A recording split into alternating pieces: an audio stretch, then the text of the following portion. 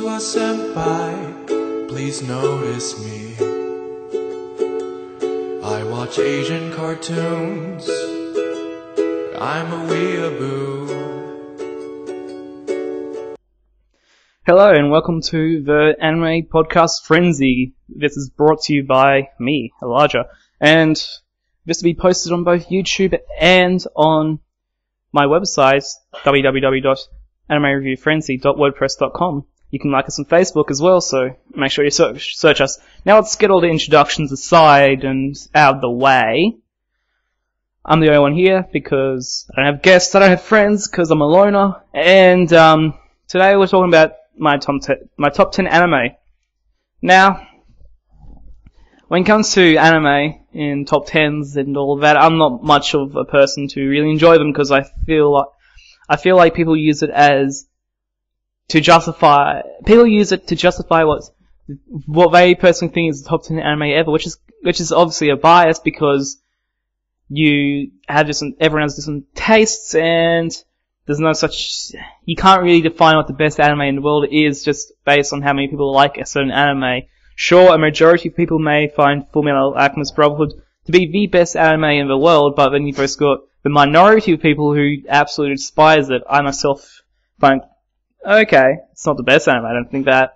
Anyway, so, into my top 10 list, in no particular order. I'm going to start off with One Piece, pretty cliche. I didn't actually start watching One Piece until last year. And I was actually surprised with how good it actually was, and it quickly became one of my favorite anime because it's so in depth.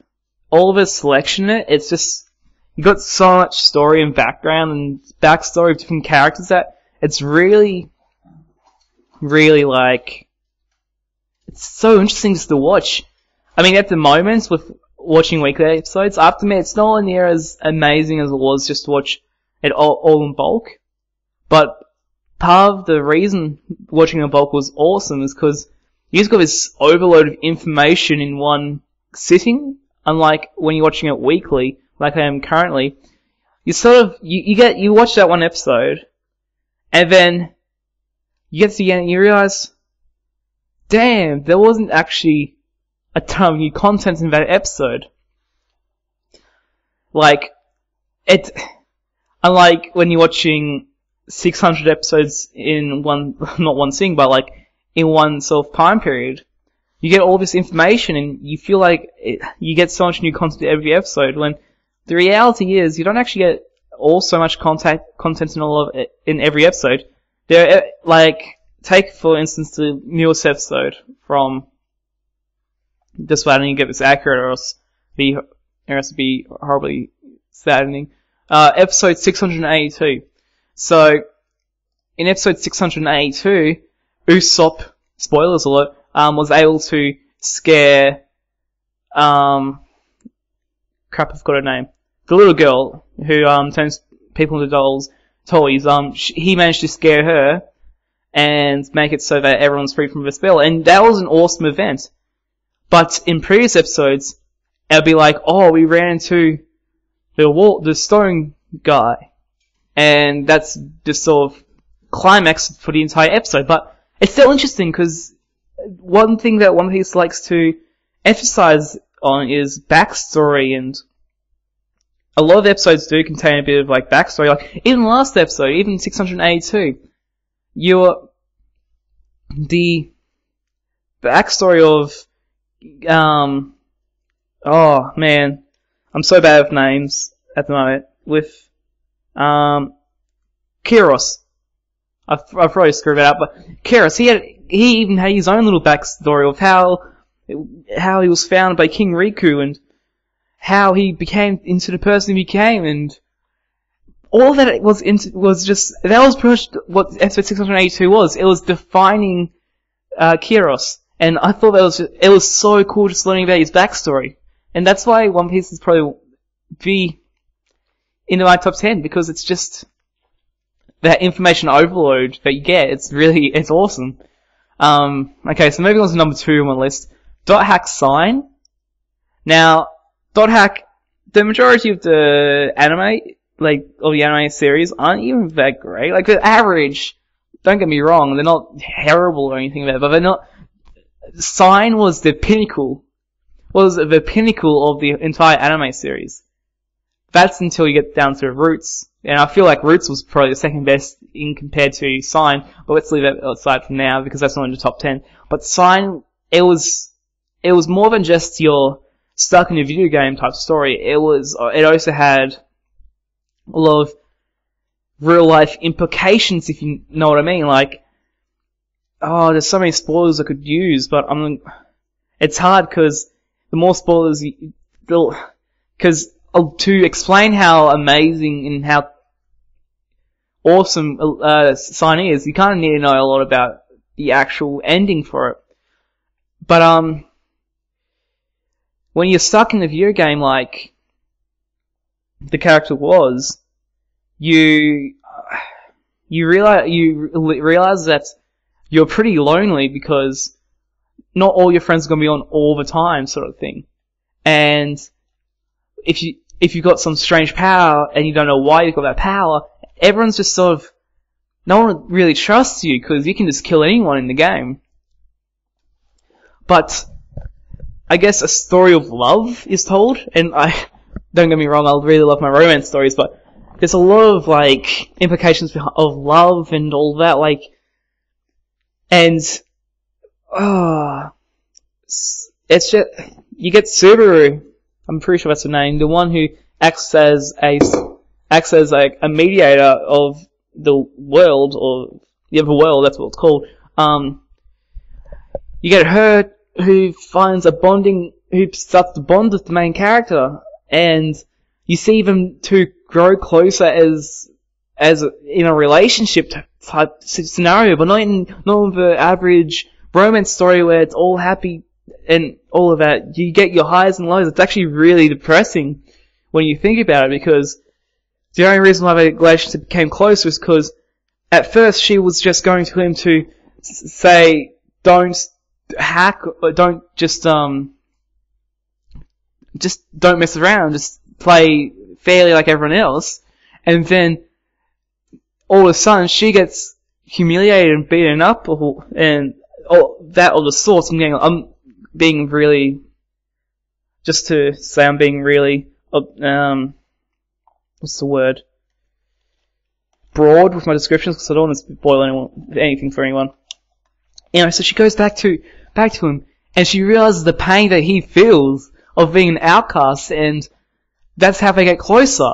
And it's really, it just grabs me that bit. It just grabs me. Number 3 on the list would have to be Seven Ghosts. And as I said before, it's no particular order. Seven Ghosts, I wouldn't say it's an amazing anime. I'd probably say it was a good anime. It wasn't like anything above or anything below.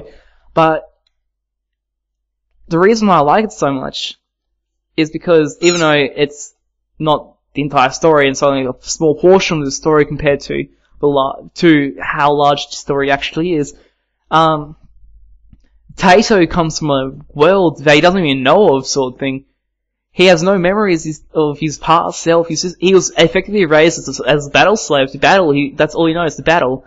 And then he learns that he belongs to another kingdom, a kingdom that was destroyed by the Rags Kingdom. No, sorry, it was the Rags Kingdom that was destroyed. He's from the Rags Kingdom.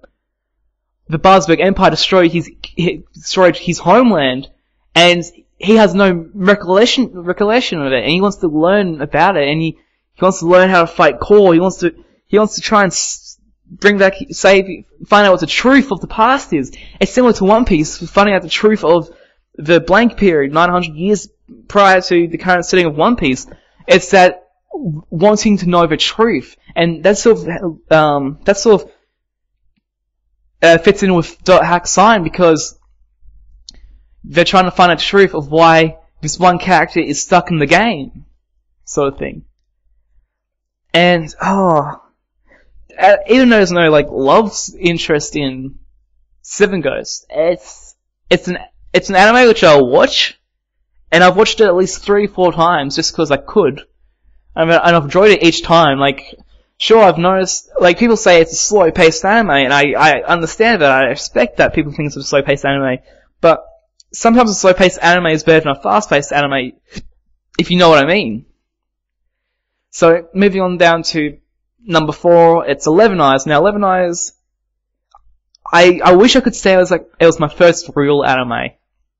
And when I say a real anime, I don't mean anime that I watched as a kid on, like, Cartoon Network and all that stuff. I mean anime that I've gone out and searched for. My first real anime would have been, Fruits Basket, which a friend gave me as a birthday gift. Anyway, so Fruits Basket is a different story.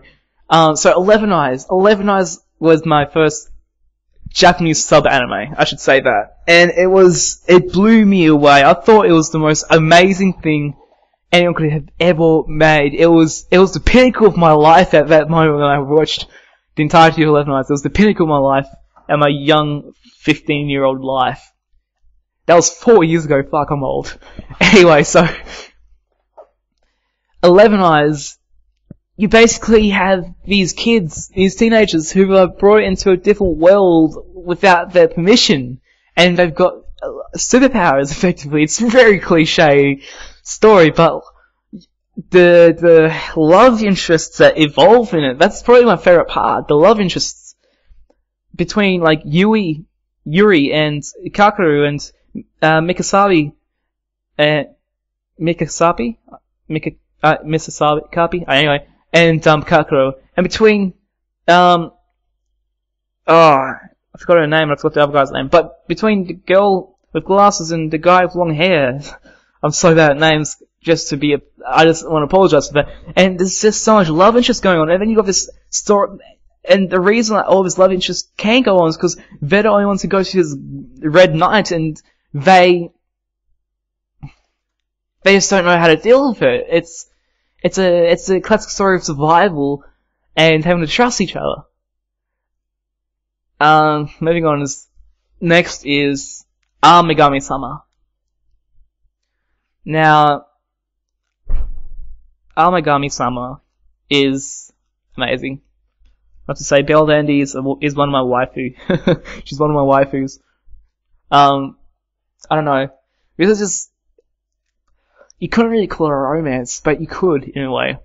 It's more of a slice of life, I guess you could say. Except when a goddess shows up and promises to stay by Keiichi's side. But I like Megami-sama because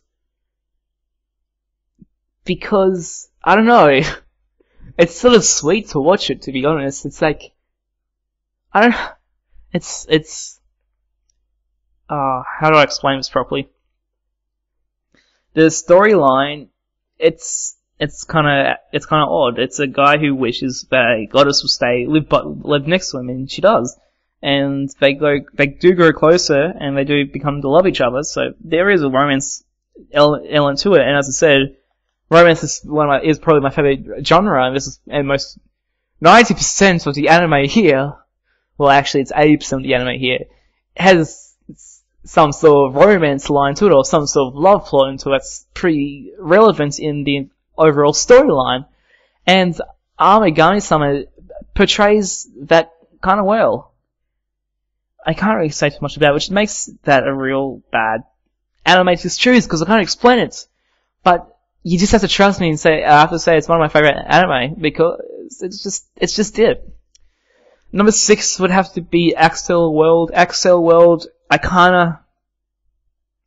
I like it because there is an obvious love interest between Haru and Kuroyuki Hime, and it's really sweet, and I really like it because they're from opposite worlds. Haru is the short, fat kid who gets bullied all the time and plays video games as an escape, while Kuroyuki Hime is the beauty of the school. She's the girl that all the guys want, sort of thing. And she takes a love interest in Haru, and Haru is just like, oh my god, what's going on?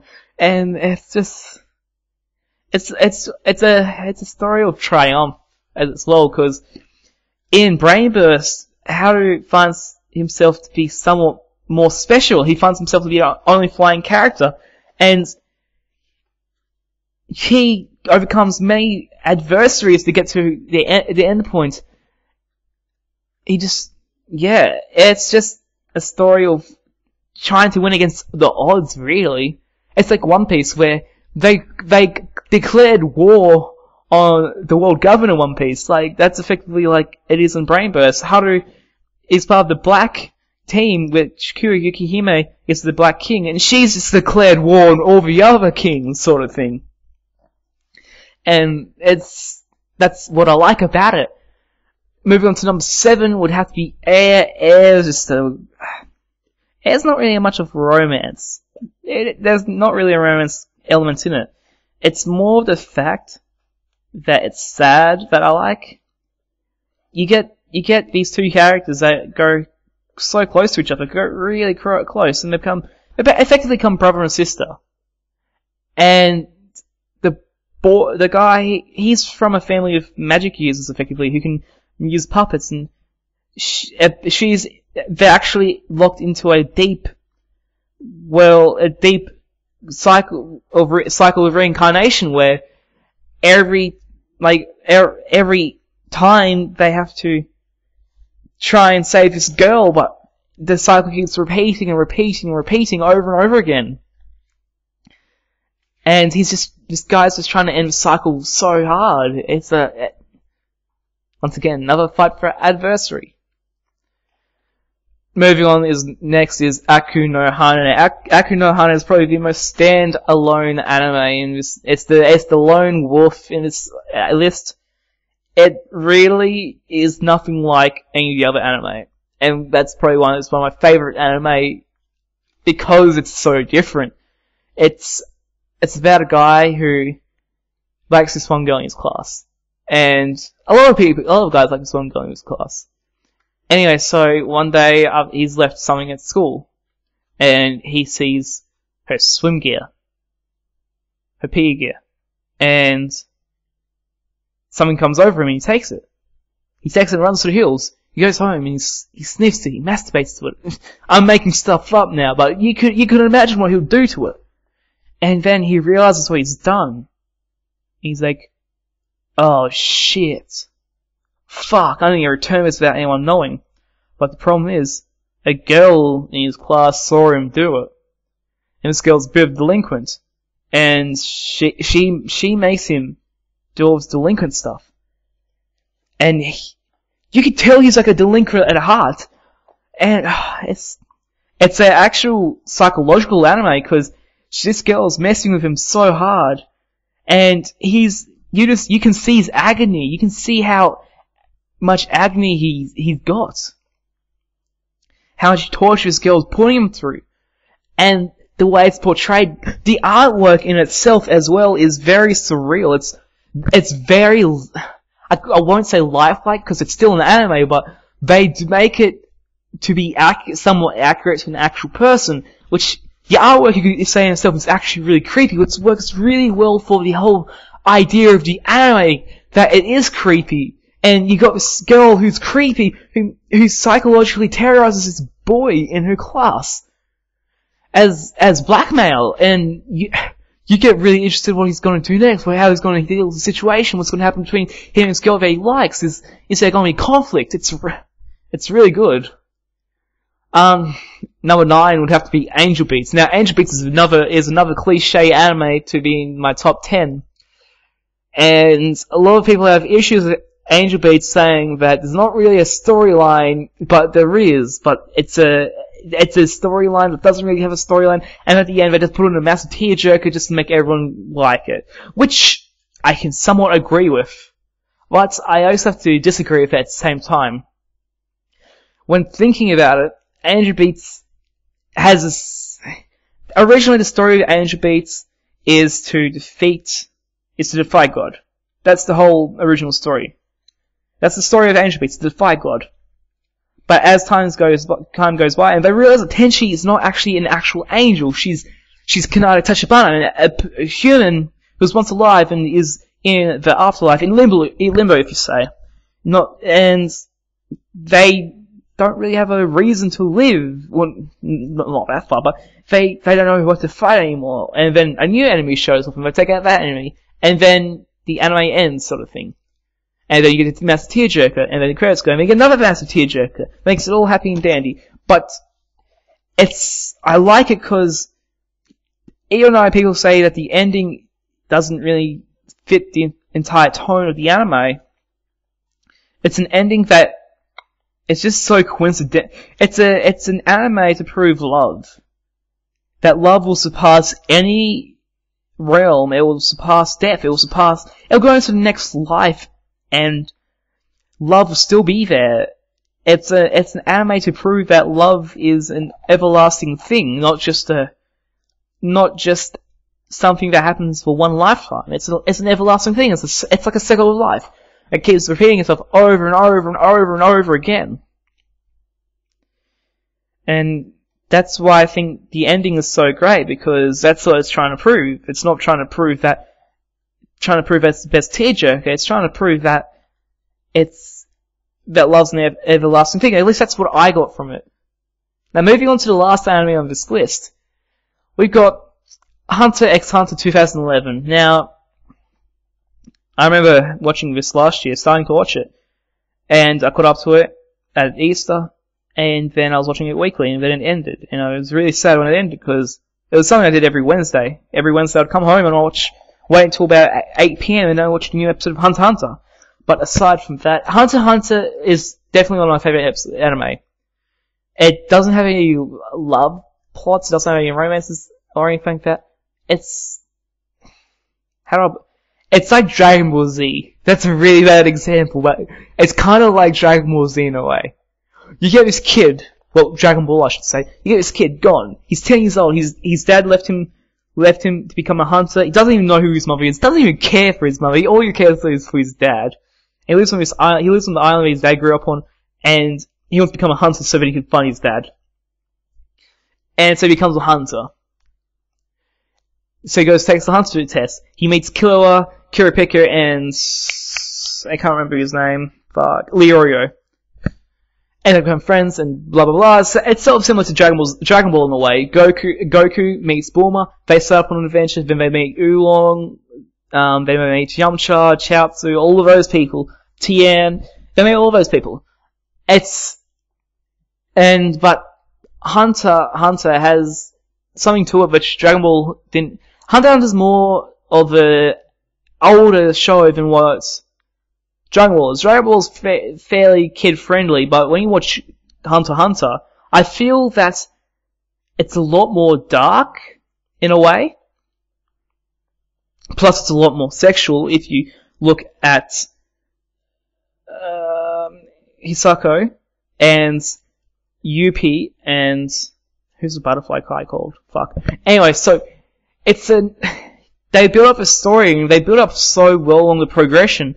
First they have the exams, and they have the Heaven Tower, where they learn how to use Nen, and then they go into